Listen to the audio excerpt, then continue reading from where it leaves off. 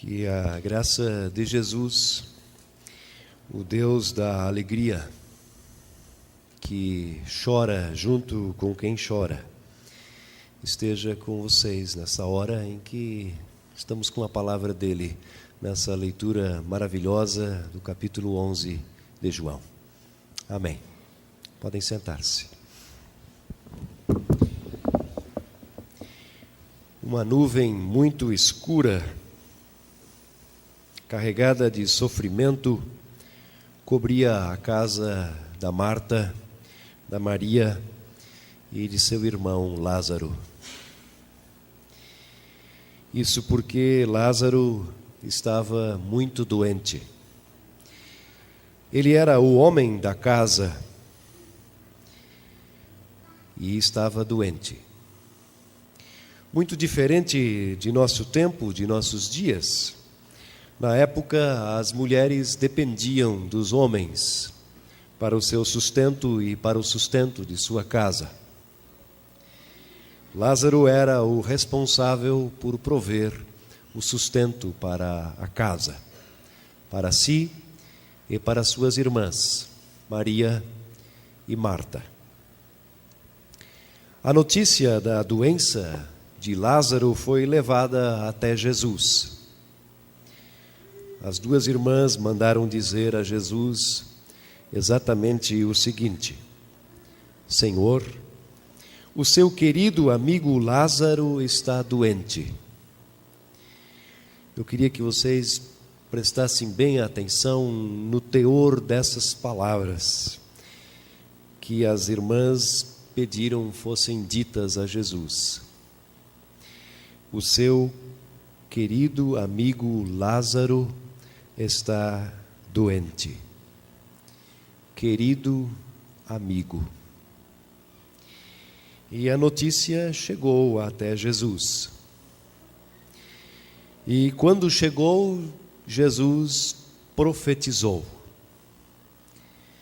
O resultado dessa doença não será a morte de Lázaro. Isso está acontecendo para que Deus revele o seu poder glorioso e assim, por causa dessa doença, a natureza divina do Filho do Homem será revelada. Na instrução de confirmandos, no ensino para as crianças e adolescentes, nós ensinamos e aprendemos que Jesus, além de ser Salvador, Senhor, Rei, como cantamos no primeiro hino do culto, é também profeta. E aqui ele profetizou. Ele é o profeta. Aqui Jesus tem uma profecia que logo ia se cumprir.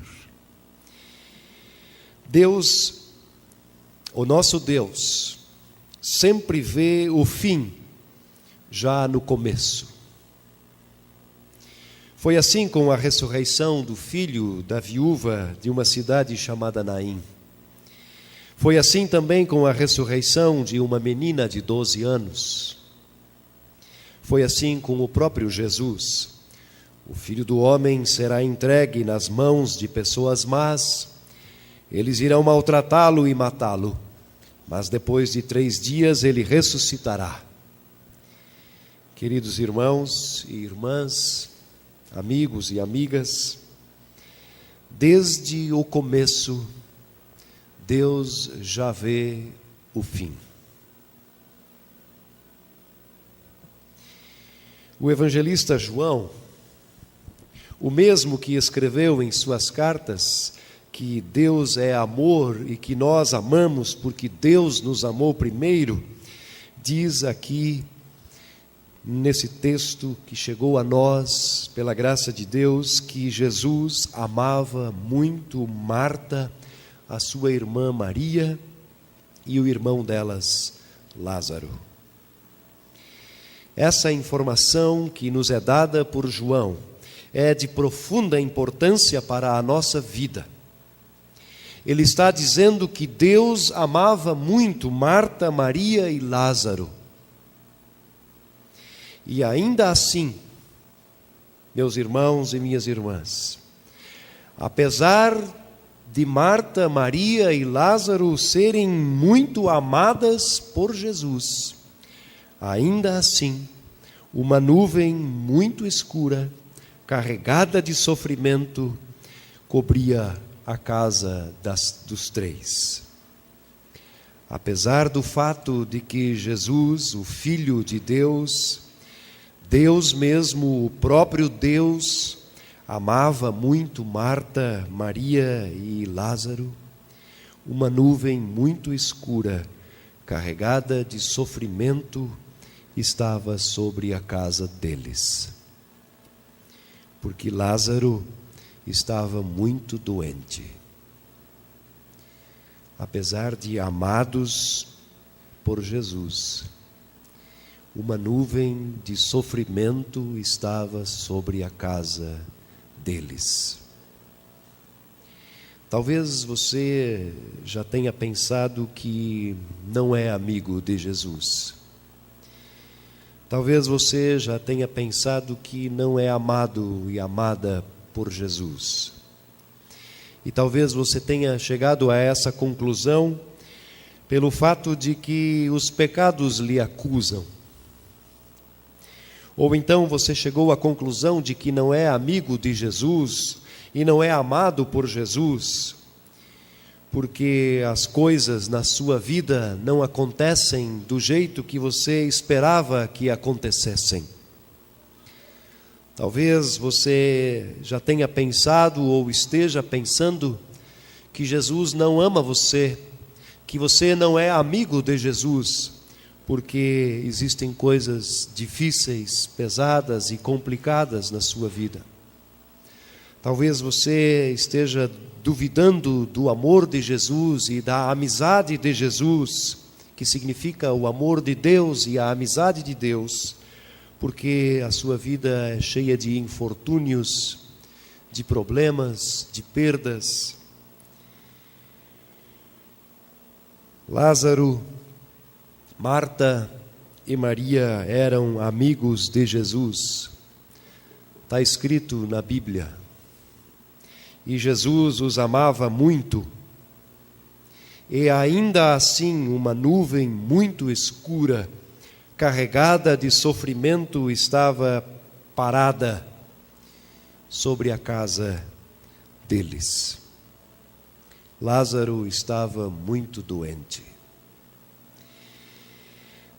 Deus não vê apenas o começo no começo. Deus já vê também o fim no começo da história. Se Jesus tivesse apenas visto o começo no começo, ele teria saído correndo para Betânia, a fim de ver o seu amigo e ajudá-lo na sua dificuldade ainda em tempo. Mas Jesus vê o fim já no começo. E por isso, para que o poder de Deus se mostrasse ainda mais forte, para que a misericórdia e a graça de Deus se mostrassem ainda mais presentes e mais fortes, Jesus, estranhamente, ainda ficou 2 dias onde ele estava. E só depois de 2 dias disse: agora vamos descer para a Judéia. Exatamente pelo motivo que Deus vê tudo, o começo, o meio e o fim, já no começo, Ele pensa e age diferente de nós. De modo que quando Jesus chegou, já fazia 4 dias que Lázaro havia sido colocado na sepultura.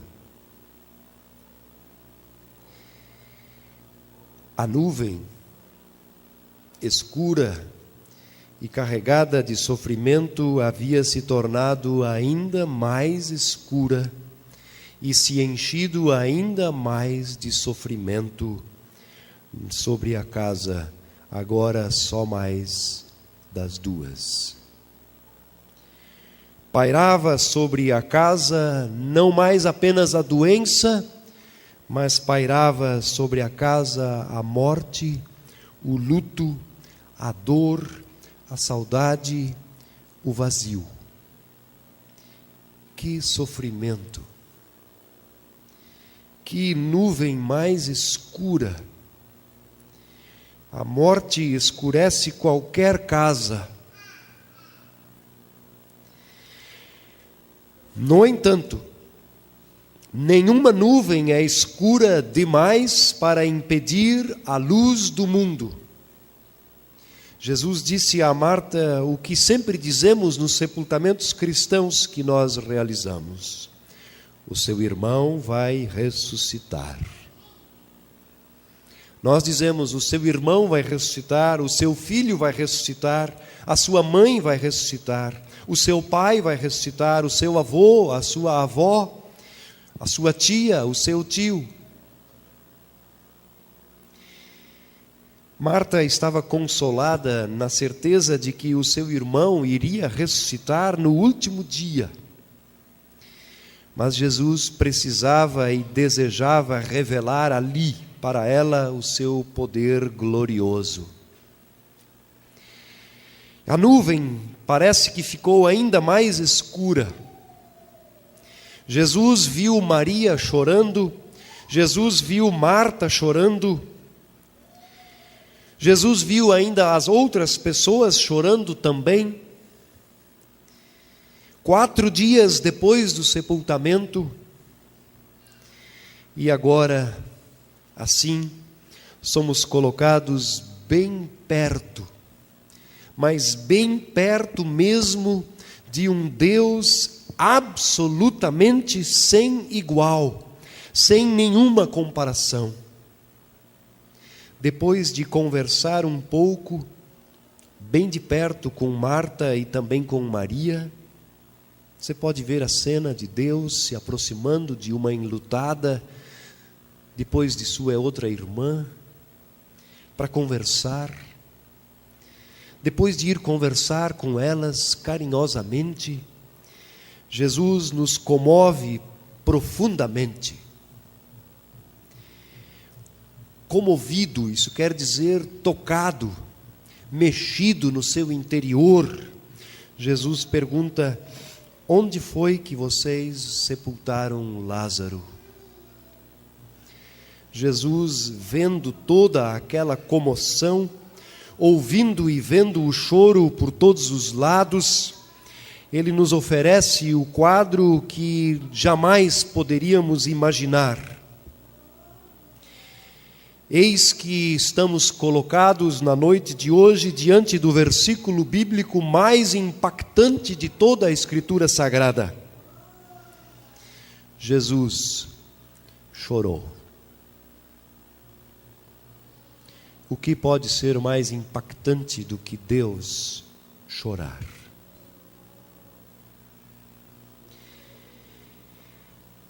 Ainda bem que naquele contexto Jesus foi bem divino, bem Deus.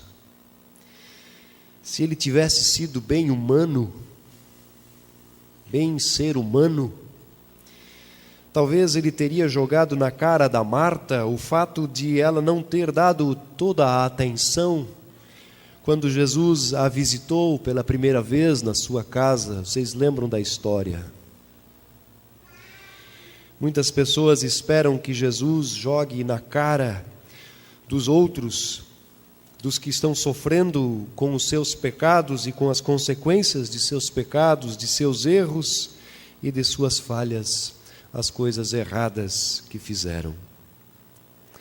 No entanto, Jesus age como Deus. Jesus não disse para Marta: Marta, eu demorei sim em chegar, mas eu demorei porque você estava ocupada e nem se importou com minha presença na sua casa quando estive aqui da primeira vez. Ficou agitada, correndo para lá e para cá, tentando cozinhar, arrumar a casa, e nem me deu atenção. E ainda agora queria que eu viesse depressa para ajudar seu irmão. Não. Jesus não disse nada disso para Marta. Jesus simplesmente chorou. E esta cena precisa nos tocar. Esta cena de Deus chorando ao ver o choro e ao ouvir o choro precisa nos amolecer. Eis que estamos na Quaresma, é tempo de amolecer o coração. Deus chorou ao ver e ouvir o choro de duas mulheres e de outras pessoas que choravam com elas. A nuvem escura e carregada de sofrimento mexeu com Deus. Algumas pessoas acham que o sepultamento é o momento para se acertar as contas. Mas é preciso saber que o poder glorioso de Deus também se revela no choro de Jesus. A glória de Deus se mostra também através das suas lágrimas de tristeza. Vendo as lágrimas de Jesus, as pessoas exclamaram: vejam como ele amava Lázaro. E nós, sabendo de toda a história, exclamamos também dizendo: vejam como ele amava Marta e Maria. Não vou falar da ressurreição hoje, vamos guardar isso para a Páscoa. Quero encerrar essa mensagem sublinhando a exclamação das pessoas: vejam como ele amava Lázaro e vejam como ele amava Maria e Marta. Quando nós olhamos para Jesus nos evangelhos com verdadeira atenção, vemos um Deus absolutamente cheio de compaixão.